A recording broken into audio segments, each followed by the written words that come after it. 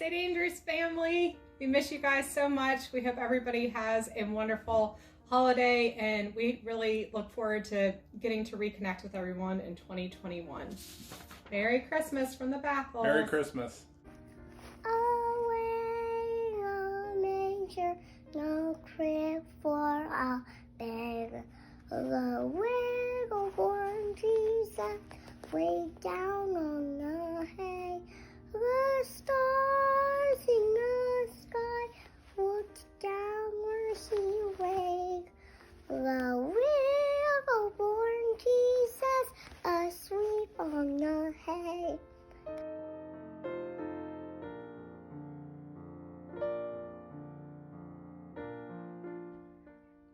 Twinkle, twinkle, little star, shining in the east so far, shining bright so I can see. Jesus Christ was born for me.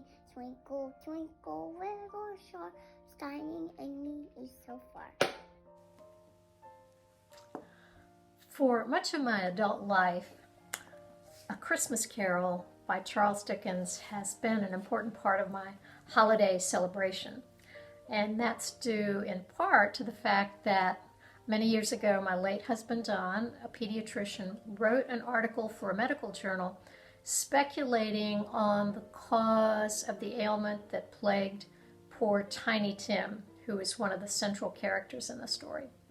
Now, Tiny Tim was a pale, sickly child, and for much of the story, you really don't know what's going to happen to him. The other central character in the story is a mean, miserable man named Ebenezer Scrooge, who declares Christmas to be a humbug and proclaims that any man who goes about with Merry Christmas on his lips should be boiled with his own pudding and buried with a stake of holly through his heart. So not the most endearing character. But what's great about this story is that there's so many aspects to it. It's a Christmas story, it's a ghost story, pretty scary at times, and it's a story of Scrooge's transformation and how he comes to embrace the spirit of Christmas and becomes a new man. Now, if you don't have time to read the book, although by Dickens standards it's not that long, but there are lots and lots of film versions that you can watch. Scrooge has been portrayed by actors like George C. Scott and Patrick Stewart and Albert Finney. There is a Mickey Mouse version. There is a Muppet version. There's a modern day version with Bill Murray as Ebenezer Scrooge. So I would encourage you to check out those. Now, without giving anything away, I want to read a little bit of the last paragraph of the novel, and this is where Dickens is describing the transformation that's taken place with Ebenezer Scrooge. It was always said of him that he knew how to keep Christmas well, if any man alive possessed the knowledge. May that be truly said of us, and all of us. And so, as Tiny Tim observed, God bless us, every one. Merry Christmas to our St. Andrew's family. From Kay and George. Cheers. Hi, St. Andrews. This is the Lloyd family here, and we just want to say Merry Christmas! When I was little, I had a favorite Christmas book. It was this book, and it was filled with stories that I looked forward to year by year. But I only had one copy, and I wanted to give it to both of my children for my grandchildren to be read to at Christmas time. So last year I was telling my friends at St. Andrews about this, and do you know that Jan and Paul Kowalczyk actually found a copy of this on Etsy and gave it to me, and I sent it to my daughter in Wisconsin. This year I'm going to take the other copy to Richmond so that I can read to Lucy and Ryland some of my favorite stories. And one of my favorites is The Penny Walk. It's about two little girls who are going to walk in the snow because one of them doesn't have a present for her brother Dan. They decide that if they throw the penny in its heads, they go one way, and if they throw the penny in its tails, they go the other direction. And they walk in the snow, and at one point they find a nice old lady who gives them a Santa Claus Christmas cookie. And they're so happy because they can give that to Dan. But on the way out, Rosemary, the little girl with the brother, falls and breaks the cookie. They eat the cookie, and they're very sad, but there's one more house to look for. It's a big fancy house, and in it there's an old lady who's just about to go to Florida to see her grandchildren. But she's sad because she can't go until she finds somebody to take care of her beautiful yellow canary. So she gives the canary to Rosemary, and Rosemary gives it to Dan. There are wonderful stories like this in the book. And they remind me that if you take your chances on being kind to people and giving presents to people, you'll find all sorts of surprises of God's grace if you're just a giver at Christmas. And I wish you all a very Merry Christmas. Hey Sam, family, this whole family. I'm Sam, and I really miss being in the choir and the Christmas pageant. This year it's not really going to be complete because that was always one of my favorite parts of Christmas. This is my favorite decoration. It's a nutcracker. And I like him because I don't really know why I like him. He's just cool. And you can make him talk. So.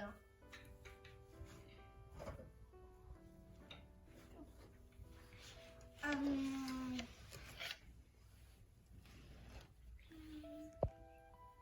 name's I miss going at church singing Little Young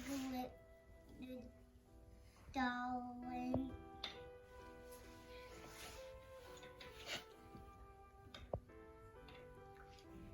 And this is my favorite.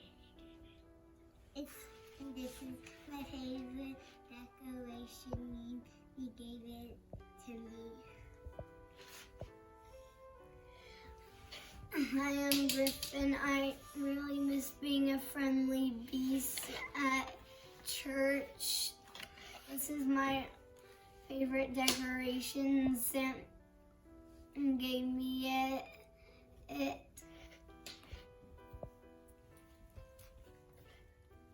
Merry Christmas! Merry Christmas!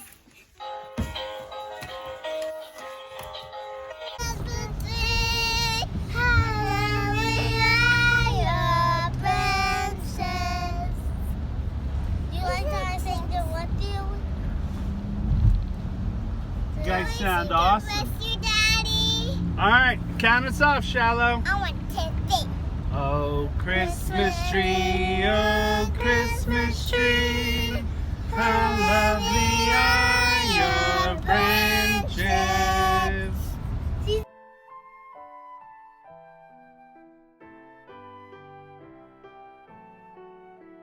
Merry Christmas!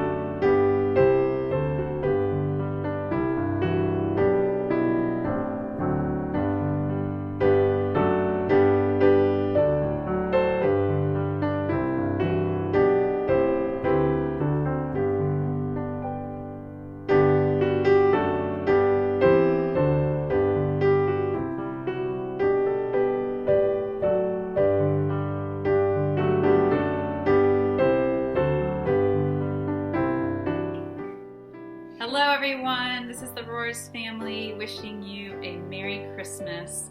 It is certainly a strange year, and we miss not being together. Chestnuts roasting on an open fire. Jack Frost nipping at your heels. It's been said many times, many ways, Merry Christmas. Anybody? To you. I think that's all we have to say about that. We look forward to being together in 2021 and wish you a Merry Christmas.